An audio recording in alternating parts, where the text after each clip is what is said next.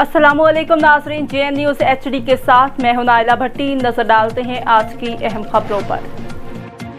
खबर शामिल करते चले। नवाब शाह से district reporter JN news Rao Mohammad Afzal Rajput की रिपोर्ट के मुताबिक डिप्टी कमिश्नर शहीद बेनज़ीराबाद शहरियार गुल मेमन ने गुजरवाह नहर की खूबसूरती के लिए नहर के दोनों किनारों पर ज़ेर तामीर पार्क्स के मुतालिक मीडिया को ब्रीफिंग देते हुए बताया कि शहरियों खुसूसन ख़वातीन और बच्चों की तफरीह के लिए गुजरवाह नहर के दोनों किनारों पर सस्टेनेबल डेवलपमेंट ग्रोथ 11 के तहत 6 पार्क्स तामीर किए जा रहे हैं।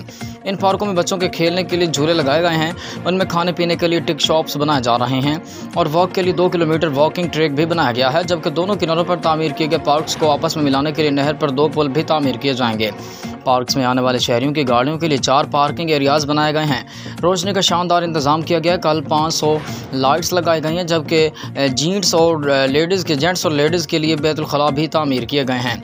सिक्योरिटी का भी इंतजाम किया गया, पुलिस पिकेट कायम की जाएगी और ये सब पार्क्स 2.5 महीने के लिए मुद्दत में तामीर किए गए हैं।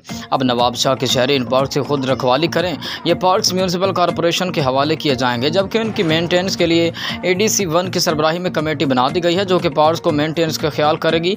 इन पार्कों से रोजगार के ज़राए भी पैदा होंगे। मीडिया ब्रीफिंग के बाद डिप्टी कमिश्नर ने पार्क्स का दौरा किया और तामीरात पर इत्मीनान का इजहार